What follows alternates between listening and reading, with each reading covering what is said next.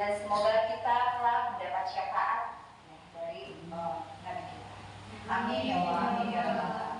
Oke, baiklah Bapak Ibu guru, apa kabar hari ini?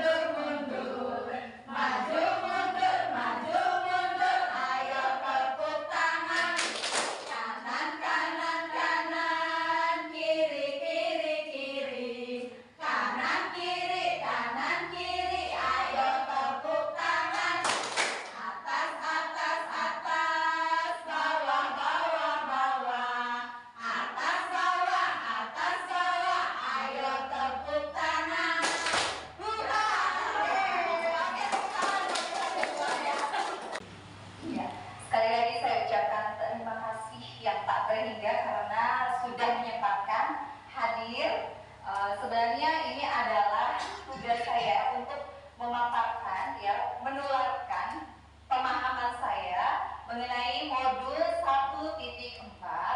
Ini adalah diseminasi materi modul 1.4, yaitu penerapan budaya positif di sekolah. Yang saya susun, ini modulnya sudah disusun. Nah, mari nanti kita sama-sama untuk sharing, berbagi, karena saya juga butuh ada umpan balik dari Bapak dan Ibu guru semua. Ya. Nah, topiknya apa saja yang akan kita pelajari pada siang hari ini? Kebetulan ini ada 6 topik. Ini semuanya ada di modul 1.4. Yang pertama itu adalah disiplin positif dan nilai-nilai kebajikan universal. Lalu yang kedua, teori motivasi, hukuman, dan juga penghargaan. Yang ketiga ada keyakinan kelas. Keempat, kebutuhan dasar manusia dan dunia berkualitas. Yang kelima, restitusi. Ini mungkin sudah tidak asing lagi, restitusi berkaitan dengan pajak. Biasanya kita seperti itu, tapi untuk yang kali ini akan kita pelajari bukan. Ya, restitusi mengenai 5 posisi kontrol, dan juga ada restitusi segitiga restitusi. Bapak dan Ibu guru, mari kita ke slide berikutnya. Ini ada makna kata disiplin. Menurut Bapak Ki Hajar Dewantara, ya, menyatakan bahwa untuk menciptakan siswa yang merdeka, maka syarat utamanya harus mempunyai disiplin yang kuat, yaitu disiplin yang berasal dari motivasi internal, ya, atau dari dalam diri. Karena kan motivasi anak berbeda-beda, ya. Ketika kita suruh, ada anak yang memang menurut karena takut dihukum, takut kena hukuman, ada. Berarti itu motivasinya eksternal atau dari luar. Tapi yang paling bagus adalah memang berasal dari dalam diri sendiri. Jika tidak mempunyai motivasi internal, maka diperlukan motivasi eksternal atau dari orang lain untuk mendisiplinkan dirinya. Contohnya kita sebagai guru di sekolah, ya, kita mendisiplinkan siswa kita. Tentu saja nanti beragam sekali motivasi anak. Ketika kita suruh dan mereka menurut, mungkin saja karena mereka takut, ya, takut kena hukuman daripada berabe, ya udah. Nah, itulah yang harus kita gali dan kita munculkan, ya, pada diri siswa kita. Jadi harusnya sebaiknya kita sebagai guru mungkin lebih banyak berkomunikasi ke anak. Kita mencari tahu, ya, kebutuhan dasarnya apa, dan akan kita bahas juga pada slide berikutnya. Atau ada pengalaman dari Bapak Ibu guru berkaitan dengan motivasi? Ada? Atau misalkan kita motivasi kita bekerja apa? Otomatis kalau misalkan memang berasal dari dalam diri kita, saya menjadi guru karena memang mengikuti kata hati, ada yang seperti itu. Atau karena saya menginginkan gaji, ya, karena saya takut sama atasan, itu juga bisa, itu motivasi beragam. Saya punya video berkaitan dengan motivasi. Ini videonya menginspirasi sekali, ya. Nanti akan kita simak bersama-sama. Bapak dan Ibu guru, mari kita ke slide berikutnya. Ini ada makna kata disiplin. Menurut Bapak Ki Hajar Dewantara, ya, menyatakan bahwa untuk menciptakan siswa yang merdeka, maka syarat utamanya harus mempunyai disiplin yang kuat, yaitu disiplin yang berasal dari motivasi internal, ya, atau dari dalam diri. Karena kan motivasi anak berbeda-beda, ya. Ketika kita suruh, ada anak yang memang menurut karena takut dihukum, takut kena hukuman, ada. Berarti itu motivasinya eksternal atau dari luar. Tapi yang paling bagus adalah memang berasal dari dalam diri sendiri. Jika tidak mempunyai motivasi internal, maka diperlukan motivasi eksternal atau dari orang lain untuk mendisiplinkan dirinya. Contohnya kita sebagai guru di sekolah, ya, kita mendisiplinkan siswa kita.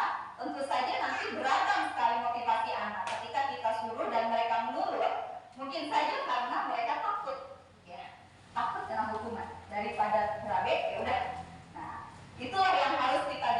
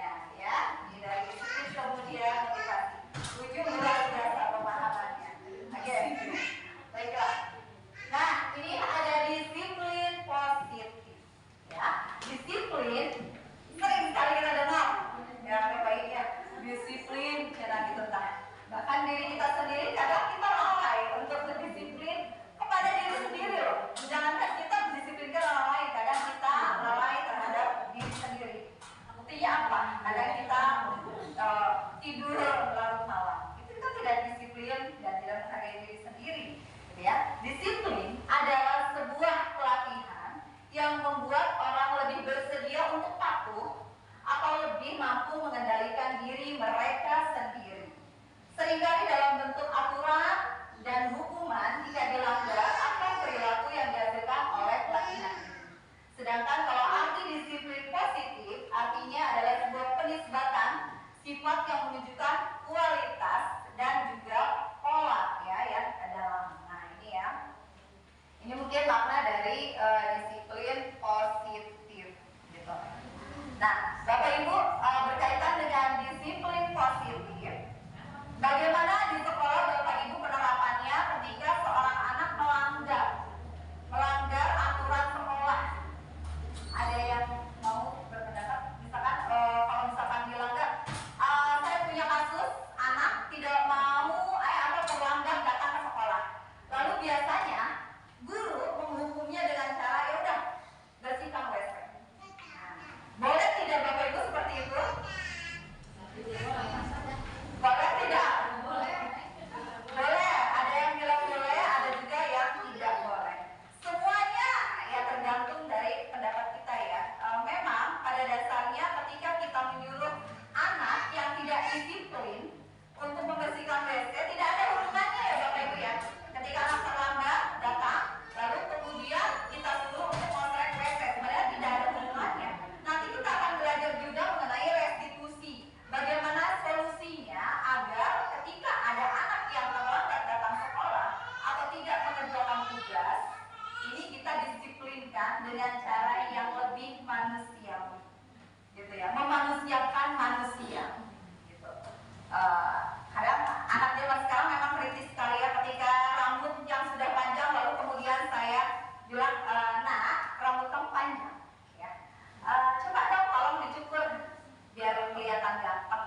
Nah, anak tuh suka kritis. Kalau yang kritis biasanya menjawab, memangnya ada hubungannya Bu dengan nilai saya? Memang tidak ada. Tetapi kan kita balik lagi ke disiplinnya.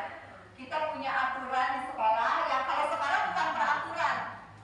Ini masih ada aturan kelas 6 di sana. Sebenarnya kalau sekarang namanya adalah keyakinan kelas. Baiklah Bapak Ibu, kita ke slide berikutnya.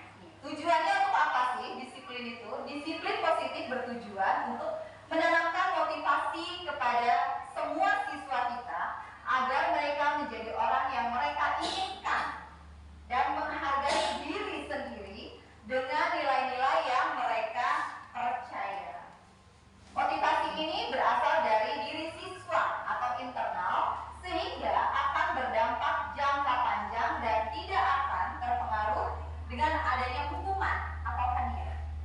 Reward atau hadiah sebenarnya baik sekali, banyak manfaatnya. Tetapi belakangan ini mulai ada jurnal yang bilang kita juga tidak boleh terlalu sering memberi reward atau hadiah kepada anak, karena berhubungan dengan motivasi tadi yang sudah dikatakan oleh Bu Ju tadi di depan, bahwa nanti motivasinya akan berbeda ketika kita memberikan anak hadiah.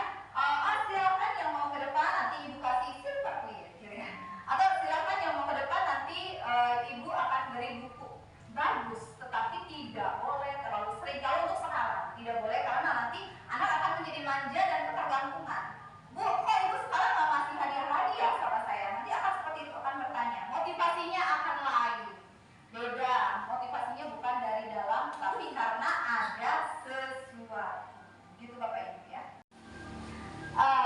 Baiklah, kali ini kita akan ada suatu permainan. Bagaimana keyakinan itu akan terus kita jaga. Bagaimana sih seperti itu? Nah, oke. Yang sebelah kanan saya mungkin adalah A, atau yang B-nya ini sebelah kiri saya. Ya. Yang sebelah kanan mengepalkan tangan. Ya. Ini anggap yang ada di kepalan tangan kita ini adalah sesuatu yang sangat bernilai, sangat berharga. Bagaimanapun caranya, ini harus kita pertahankan. Tidak boleh ada orang lain yang mengambil. Ibaratnya ya, saya mengibaratkan seperti itu. Baiklah,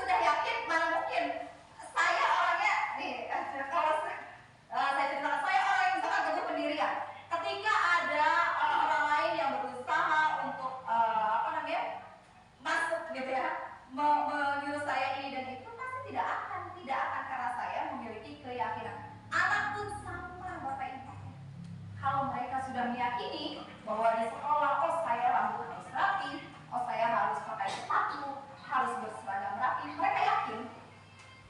Itulah otomatis motivasi dalam diri terbentuk, keyakinan juga dalam dirinya akan terbentuk. Kita tidak usah lagi ngabreng-brengnya Bapak Ibunya, ngawak-wak gitu di sekolah, oh disiplin ada, nggak usah. Kalau mereka sudah yakin, mereka akan berusaha sendiri ya. Intrinsik itu kan. Slide berikutnya. Ini motivasi perilaku manusia tadi. Sudah diceritakan di awal bahwa ada 3 motivasi. Ada yang untuk menghindari ketidaknyamanan, ada ya, atau hukuman. Ya. Ayo Bu, Ibu tidak boleh datang terlambat ya Bu. Wah, saya ditegur atasan. Nah, ya udahlah, akhirnya berusaha untuk itu, berarti motivasinya berbeda. Ya, lalu kemudian untuk mendapatkan imbalan atau penghargaan anak juga sama. Kita juga yang dewasa seperti itu. Ya, kadang mengharapkan imbalan ya. Tidak masalah selama itu dalam koridor. Yang ketiganya untuk menjadi orang yang mereka inginkan dan menghargai diri sendiri. Menurut Bapak Ibu, dari ketiga ini mana yang lebih bagus? Yang lebih baik yang mana? Nomor 1, nomor 2, atau nomor 3? Nomor 3. Betul ya Bapak Ibu ya. Jadi untuk menjadi orang yang mereka inginkan dan menghargai diri sendiri, itu yang paling bagus. Jadi kenapa kita mengerjakan tugas? Karena kita menghargai diri sendiri, kita menghargai rekan kerja kita menghargai atasan. Awalnya apa? Menghargai diri sendiri. Bagaimana orang lain bisa menghargai diri kita apabila kita tidak menghargai diri kita sendiri? Gitu. Bukan karena hadiah, bukan karena ketidaknyaman atau takut kena hukuman, bukan, tapi karena kita ingin menghargai diri kita sendiri dan juga dengan nilai-nilai yang kita percaya. Nah, orang yang melakukan sesuatu karena nilai yang mereka yakini dan hargai, ini akan memiliki disiplin lebih dari orang yang karena takut, karena mau mendapat imbalan. Berikutnya Bapak Ibu, ini ada identitas gagal ya. Anak kalau kita beri hukuman pasti identitasnya akan gagal. Ada juga identitas berhasil atau sukses ya. Jika kita memberi hukuman, maka pada diri anak sesuatu ya yang menyakitkan ini terjadi. Anak itu terluka Bapak Ibu. Ketika kita memberi hukuman, kita kamu keliling lapangan 5 kali. Kenapa Bu kok saya disuruh? Karena kamu tidak mengerjakan PR. Ada yang terluka di dalamnya, gitu ya. Ada yang terluka. Tetapi berbeda ketika disiplin, ada sanksi dan juga konsekuensi. Memang sesuatu harus terjadi. Kalau konsekuensi berarti anak sudah paham. Ketika dia tidak mengerjakan tugas, maka kamu harus. Nah, ini berarti ada konsekuensi. Berbeda dengan hukuman. Hukuman tuh lebih sakit. Ada ya, kalau misalkan guru tuh zaman dulu, kamu tidak mengerjakan main apa gitu ya, main tangan atau misalkan suruh keliling lapangan, keliling sekolahan, itu hukuman dan menyakitkan sebenarnya. Ya, pada diri anak juga tidak nyaman. Apa mereka nyaman? Mereka melakukan ya Bapak Ibu ya, mereka melakukan, tapi mereka tidak nyaman pada intinya. Nah, korban ini mendapatkan keadilan dari si korban. Bisa ada yang berantem nih, gitu ya, ada yang berantem. Nah, kemudian kita menghukum hanya pada si pelaku. Memang korban ini merasa mendapatkan keadilan, tetapi bagaimana dengan pelaku? Sebenarnya kita harus mencari tahu dulu apa sih kebutuhan dasar si anak sampai kok dia menjalani temannya, atau sampai kok dia tidak mengerjakan tugas, sampai mendetil seperti itu. Terus terang saya menjadi guru ini sudah ya bisa dikatakan hampir 20 tahun ya, 20 tahun, tapi belum jauh dari kata sempurna Bapak Ibu. Menjadi guru apalagi ketika menyelesaikan modul 1.4 ini, wah, ini perasaan saya belum apa-apa ya. Jadi guru berarti selama ini saya salah. Ada miskonsepsi, ada pemikiran yang saya rasa oh saya udah benar nih, sudah berhasil, padahal jauh Bapak Ibu, gitu ya. Jadi maka dari itu sedikit-sedikit saya ingin menularkan ceritanya gitu ya di pertemuan kali ini. Nah, lalu kemudian murid atau anak ini tadi akan tersakiti dan perilaku pasti agresifnya pasti akan meningkat karena dia tahu dia tidak mendapatkan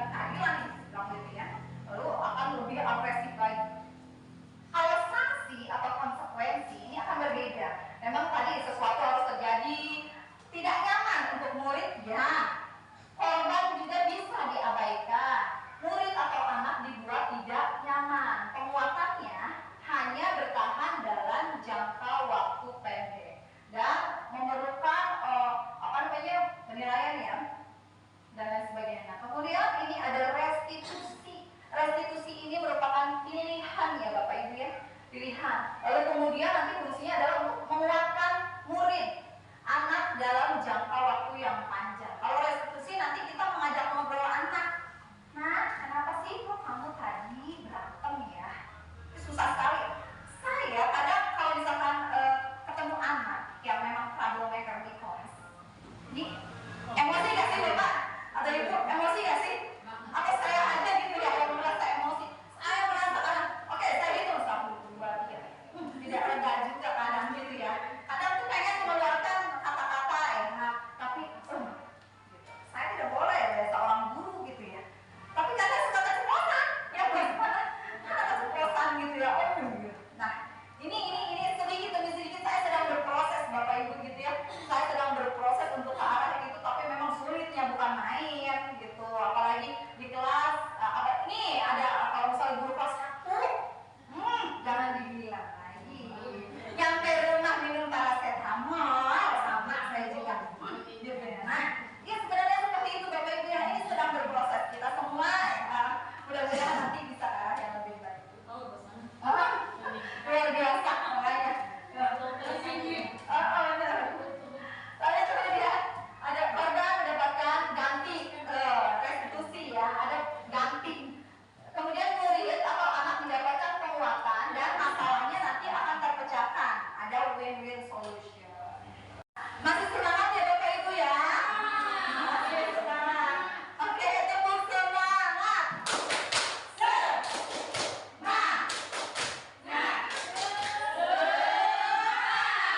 Terima kasih. Nah, slide berikutnya adalah keyakinan kelas. Yang tadi sudah saya singgung juga bahwa keyakinan tadi Bu Nur, ada Bu Asmana menggenggam seperti ini keyakinan akhirnya terpecahkan. Wah, ya. Atau misalkan tetap keyakinannya dipegang teguh ya. Keyakinan merupakan nilai-nilai kebaikan atau prinsip yang disepakati secara universal. Semuanya di belahan dunia manapun pasti mengakui nilai-nilai kebaikan itu seperti apa? Disiplin termasuk, sopan santun termasuk ya, budaya 5S, ada sopan santun juga termasuk. Semua mengakui ya, di luar negeri sama disiplin juga menjadi modal utama. Nah, orang akan lebih semangat atau tergerak untuk melaksanakan keyakinannya daripada hanya mengikuti aturan. Betul atau salah? Ya, kalau misalkan tiba-tiba saya di sini membuat aturan, misalnya mau mengikuti, mau mengikuti tapi kan bukan dari hati dan balik lagi ya, karena tadi, nah itu berikutnya slide ada kebutuhan dasar manusia. Ada 5 nanti kita bahas satu persatu. Kemudian ada 5 posisi kontrol, ya. Dan yang ketiganya ada segitiga restitusi. Bapak dan Ibu, mari kita lihat di slide yang sudah saya buat ini ada pertanyaan pemantik. Ibu Ambar, ini kasusnya, Ibu Ambar merupakan guru wali kelas 2A di SD Pelita Hati, sebut saja begitu. Nah, ini sedang bingung menghadapi ulah salah satu murid di kelasnya yang bernama Doni. Beberapa anak di kelas 2A telah datang padanya dan mengeluhkan Doni yang seringkali meminta bekal, ya, makan siang mereka dengan paksa. Jika Anda menghadapi situasi seperti Ibu Ambar, ya, apa yang akan Anda lakukan? Lalu kemudian menurut Anda kira-kira apa sih alasan Doni melakukan hal itu? Kira-kira ada yang mau mengemukakan pendapat? Silakan. Bismillahirrahmanirrahim. Saya akan menanggapi tentang kasus yang terjadi yang dipampangkan di depan ini, bahwa ada orang atau anak yang bernama Doni sering meminta makanan kepada temannya secara paksa. Secara Ibu Ambar sebagai guru mungkin harus melihat kenapa sebabnya bahwa anak itu melakukan seperti itu. Kalau menurut saya bahwa Doni itu dari rumahnya pastinya tidak memakan atau sarapan terlebih dahulu. Secara juga mungkin ke sekolah jajan hanya sedikit yang dikonsumsi begitu. Ketika melihat temannya memiliki sesuatu makanan, maka dia ya pokoknya begitulah, masih selanjutnya istilahnya begitulah, dia masih menginginkan. Secara juga dia tidak merasa sedikit pun takut terhadap temannya itu, baik pun secara fisiknya mungkin lebih kecil ataupun secara kekuatannya mungkin dia tidak lebih kuat, sehingga sekalipun dia akan dilawan tidak akan berani begitu, sehingga dia bisa memaksanya. Oleh karena itu Bu Amar mungkin harus melakukan pendekatan kepada anak itu, baiknya secara pribadi ya, bahwa anak itu harus bagaimana agar tidak melakukan itu. Dan pertama menyuruh atau mendatangi orang tuanya agar diberikan bekal yang cukup mungkin ya. Yang pertama, yang lebih dari itu bahwa di rumahnya dia harus mengkonsumsi atau sarapan terlebih dahulu dengan cukup begitu. Begitu. Terima kasih. Ya, terima kasih tadi Bapak Ade sudah mengemukakan pendapatnya. Saya rasa masing-masing dari kita memiliki pendapat tersendiri ya, akan berbeda. Ini tadi kalau Pak Ade dari rumahnya belum sarapan, itu bisa jadi. Nah, hal itulah yang harus kita gali. Kita panggil doninya terlebih dahulu, tanya baik-baik. Gak boleh langsung misalkan kita marah-marah. Doni, kenapa kamu? Kalau sekarang gak boleh, gitu ya. Jadi harus ditanya dulu. Doni, kamu belum sarapan memangnya dari rumah? Itu sulit itu kayak begitu, Bu ya.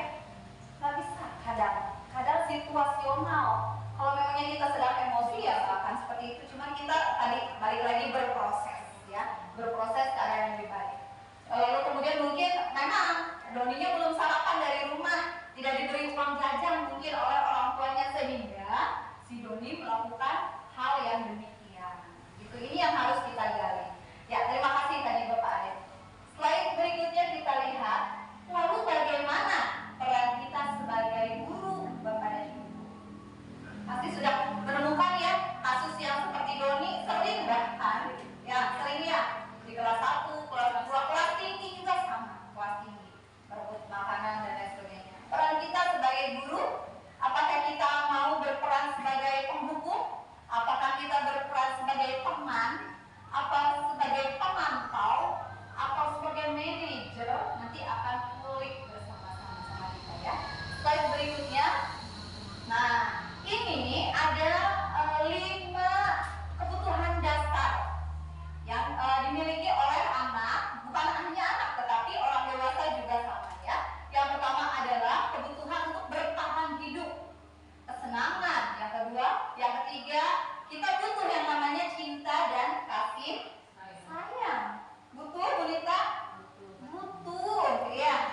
Bukan hanya dari pasangan, dari anak, dari keluarga, rekan kerja, dari atasan, itu semua kita butuh. Lalu kemudian ada penguasaan. Oh, ya kita butuh ya penguasaan. Oh, saya bisa.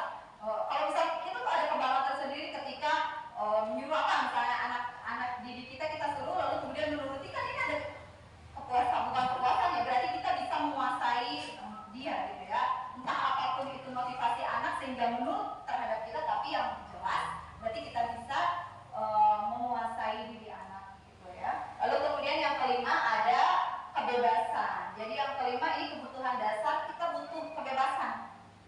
Ini slide selanjutnya, survival atau bertahan hidup. Ini adalah kebutuhan yang sifatnya fisiologis untuk bertahan hidup, misalnya saja kesehatan, lalu rumah dan juga makanan. Kalau kebutuhan biologis ini sebagai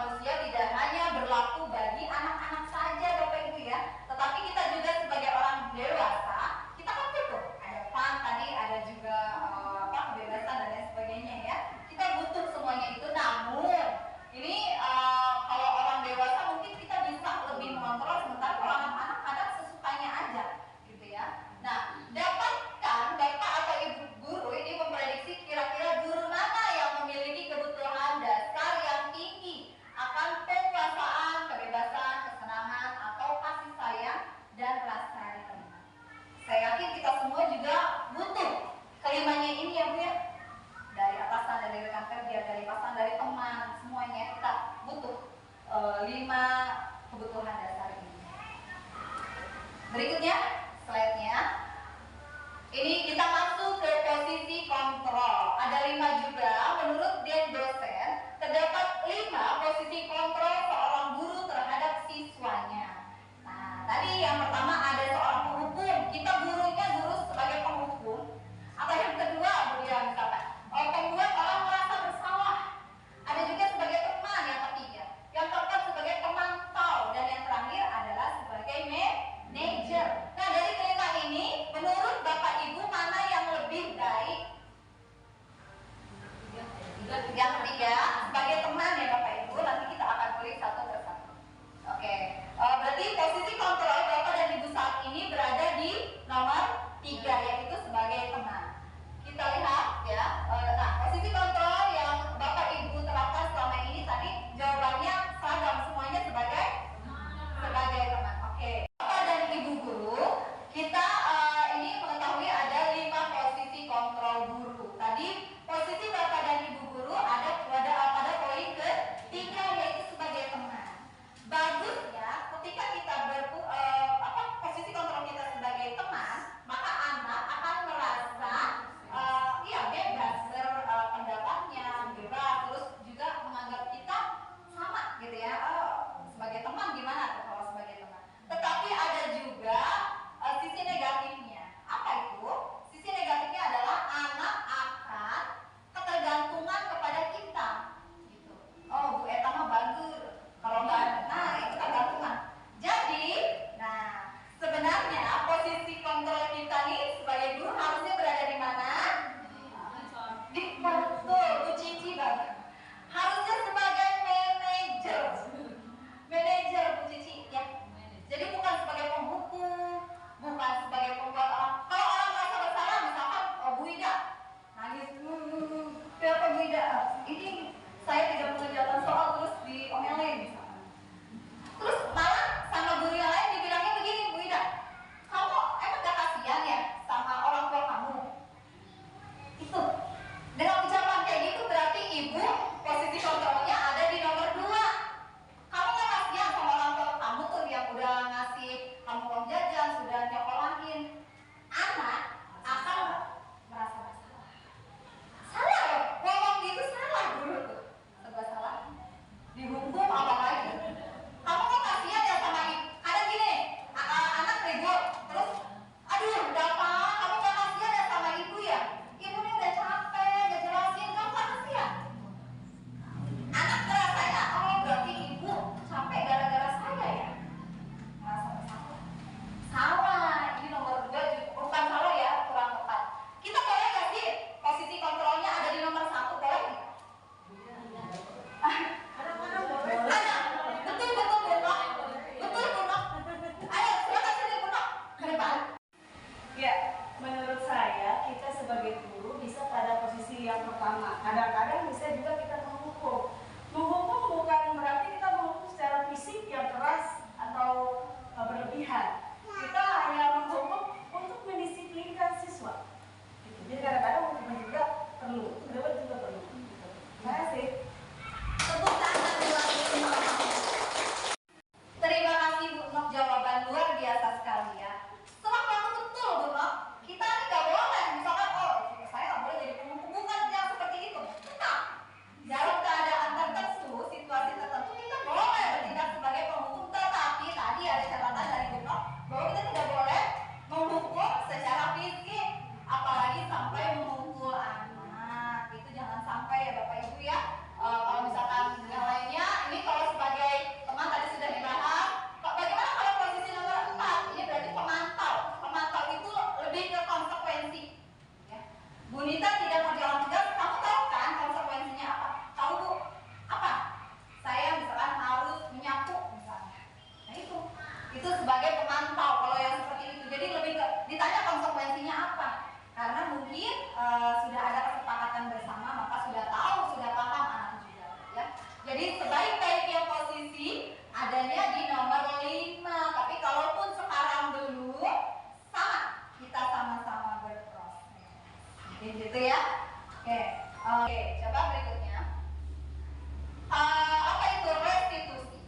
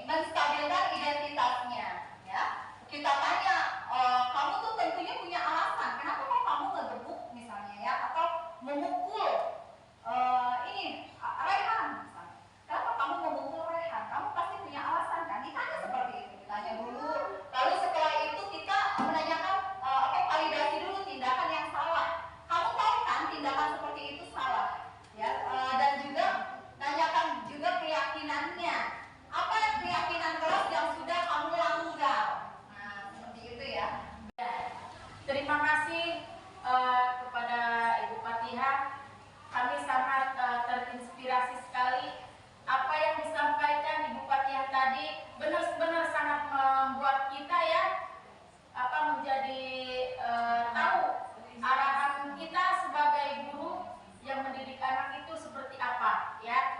Nah, yang saya tadi teringat cerita sedikit ya Bu. Mohon maaf. Baik, maaf. Nah, jadi ya memang yang harus ada di dalam diri kita itu adalah keyakinan, ya. Saya ngajar di kelas 1 Bu. Yakin? Ya, ya suka dukanya ada di situ. Apalagi kelas 1 ya, susah untuk diarahkan, ya. Tapi kita berusaha, kita yakin, ya, bagaimana untuk mengarahkan anak itu supaya misalkan yang tadinya lari-lari untuk duduk, ya. Tapi benar kata Ibu Cucu tadi, tidak memakai fisik ya. Nah, jadi kita memanggilnya itu secara perlahan-lahan, ya. Bagaimana supaya si anak itu bisa menerima dan intinya dia itu selalu bahagia. Oh iya Bu ya, seperti itu. Nah, itu saja mungkin ya. Mohon maaf atas kekurangannya, mohon maaf. Wabillahi taufiq wal hidayah. Wassalamualaikum warahmatullahi wabarakatuh. Waalaikumsalam.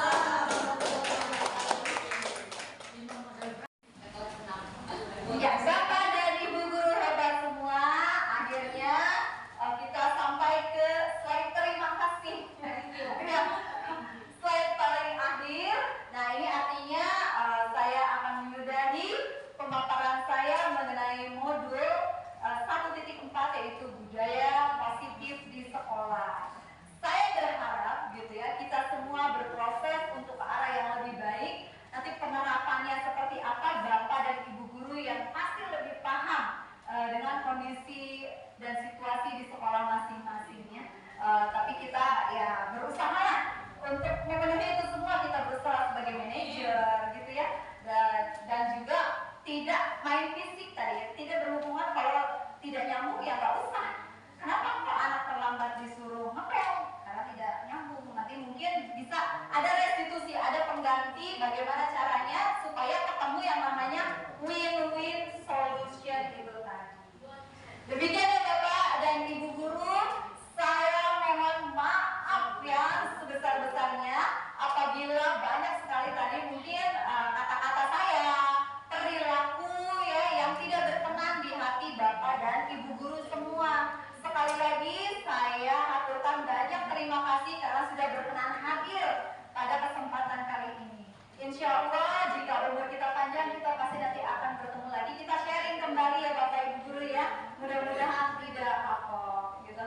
Terima kasih. Wabillahi taufiq wal hidayah. Assalamualaikum warahmatullahi wabarakatuh.